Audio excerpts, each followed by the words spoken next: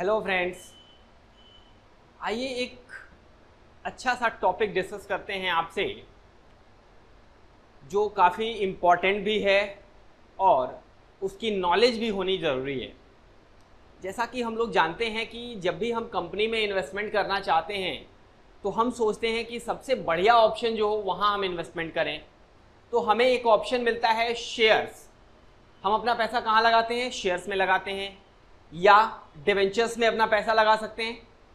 तो जब हम शेयर्स खरीदते हैं, अपना पैसा शेयर्स में या डिवेंचर्स में लगाते हैं तो हमारी वो एक प्रॉपर्टी बन जाती है। अब जैसे ही वो हमारी प्रॉपर्टी बनती है, हम उसके ओनर हुए, वो प्रॉपर्टी हुई। लेकिन कभी ना कभी ये दिमाग में आता है कि बहुत सारी ऐसी अवस्थाएं हैं, ऐसी परिस्थितियां हैं जिसमें एक व्यक्ति को ये दुनिया छोड़ के जाना पड़ता है।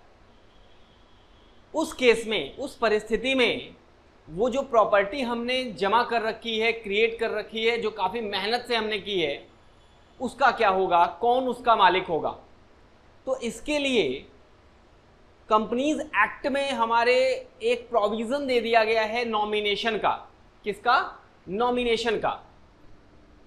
अगर हम बात करें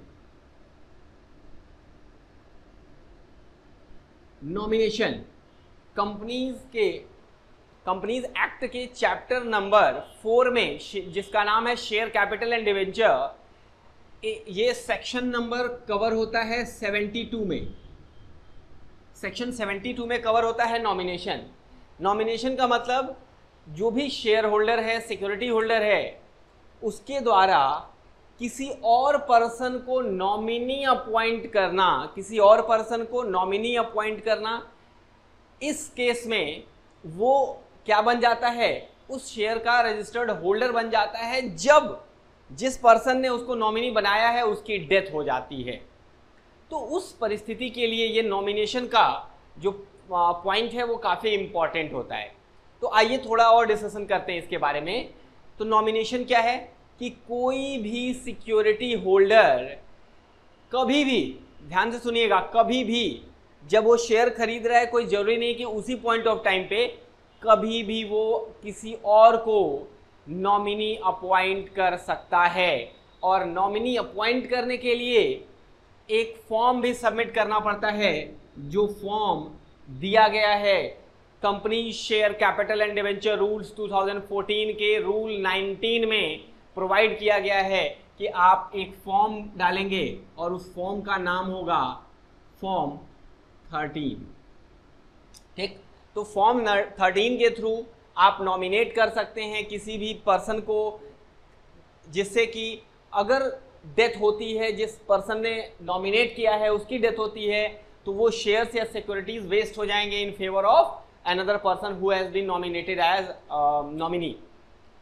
ठीक है, चलिए, तो ये रहा प्रोविजन। अब दूसरा प्रोविजन, अगर शेयर्स की ज्वाइंट होल्डिंग है, क्या है ज्वाइंट होल्डिंग? मतलब एक से अधिक लोगों ने, या दो तीन लोगों ने मिल करके शेयर्स खरीदे हैं, उस केस में भी क्या नॉमिनेशन हो सकता है? जी हाँ, नॉमिनेशन पॉसिबल है। अगर ज्वाइंट होल्डर्स हैं तो वो सारे एक साथ मिल करके किसी एक पर्सन को नॉमिनेट कर सकते हैं कि अगर सारे के सारे ज्वाइंट होल्डर्स की डेथ हो जाती है तो उस केस में वो शेयर्स उसके फेवर में ट्रांसफर हो जाएंगे। ठीक है, अब नॉमिनेशन हो गया, चाहे वो सिंगल कोई मेंबर कर रहा है या ज्वाइंट होल्डर्स कर रहे हैं। अगर फ्यूचर में कहीं ऐसा हो कि उस नॉमिनेशन को चेंज करना हो, वो चाहें कि नॉमिनेशन को बदल दें, तो क्या ऐसा कर सकते हैं? तो जी हाँ, बिल्कुल ऐसा कर सकते हैं। ये भी फैसिलिटी दी गई। अगर वो चाहते हैं नॉमिनेशन को कैंसिल करना या उसको वेरी करना चाहते हैं, तो इस केस में ये भी पॉसिबल है, वो ऐसा कर सकते हैं। लेकिन इसके लिए उन्हें कंपनी को एक नोटिस देनी होगी। कंपनी को एक नोटिस देनी होगी किस बारे में? कि हम नॉमिनेशन को कैंसिल, जो पुराना वाला नॉमिनेशन है उसे कैंसिल करना चाहते हैं या चेंज करना चाहते हैं। और नोटिस के लिए भी रूल्स में प्रोवाइड किया गया कि इसके लिए जो फॉर्म होगा वो होगा आपका फॉर्म 14। ठीक, इस फॉर्म 14 में आप क्या करेंगे, फॉर्म 14 SH14 आप बोलेंगे इसको, SH14, और ये होगा आपका SH13। ठीक है, ये फॉर्म्स होते हैं, तो कैंसिलेशन भी यहां पॉसिबल है। चलिए अब जो नॉमिनी हो रहा है उसके क्या राइट्स होंगे। तो नॉमिनी के केस में अगर वो चाहे तो खुद को एज अ मेंबर कंपनी में रजिस्टर कर सकता है, उसके पास ये राइट होता है। मतलब जैसे ही उस पर्सन की डेथ होती है जिसके नाम से शेयर्स हैं, तो उसकी जगह दूसरा व्यक्ति जो नॉमिनी है वो क्या कर सकता है, अपने आप को रजिस्टर करा सकता है या उन शेयर्स को ट्रांसफर कर सकता है। अगर वो चाहता है खुद को, वो इलेक्ट करता है कि हम ही कंपनी में मेंबर बनेंगे, तो उसके लिए उसे जो board of directors document require करेंगे वो सबमिट करने होंगे, और डेथ सर्टिफिकेट, उस पर्सन की डेथ सर्टिफिकेट भी सबमिट करनी होगी कि ये पर्सन की डेथ हो चुकी है और मैं इस कंपनी में रजिस्टर होना चाहता हूं। अगर वो ट्रांसफर करना चाहता है तो ट्रांसफर के प्रोसीजर्स को फॉलो करके वो चाहे तो शेयर्स को ट्रांसफर भी कर सकता है। एक और प्रोविजन मैं आपसे डिस्कस करना चाहूंगा जो है अबाउट माइनर।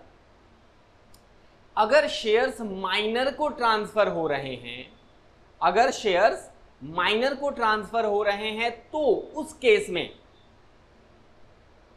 जो सिक्योरिटी होल्डर है ना, वो एक और पर्सन को अपॉइंट करेगा।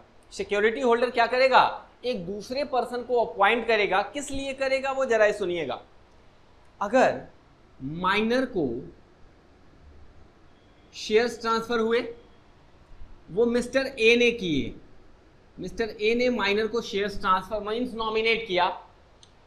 अब माइनर अभी मेजर नहीं हुआ था, ड्यूरिंग हिज माइनॉरिटी इसकी डेथ हो जाए तो क्या होगा, इसकी डेथ हो गई, माइनर क्या हो गया, उन शेयर्स का मालिक बना, और जब माइनर था तभी इसकी भी डेथ हो गई, क्योंकि नॉमिनेशन के लिए भी तो एक कॉन्ट्रैक्ट की जरूरत हुई और माइनर तो कॉन्ट्रैक्ट करने लायक नहीं था, तो ये किसी और को नॉमिनेट नहीं कर पाया था, तो प्रॉब्लम बढ़ जाती है। इसलिए मिस्टर ए को ही एक और पर्सन अपॉइंट करना होगा, कोई एक और पर्सन अपॉइंट करना होगा। जब तक कि ये माइनर रहता है तब तक शेयर्स किसके फेवर में रहेंगे, इसके फेवर में रहेंगे, उसके बाद फिर माइनर के हो जाएंगे।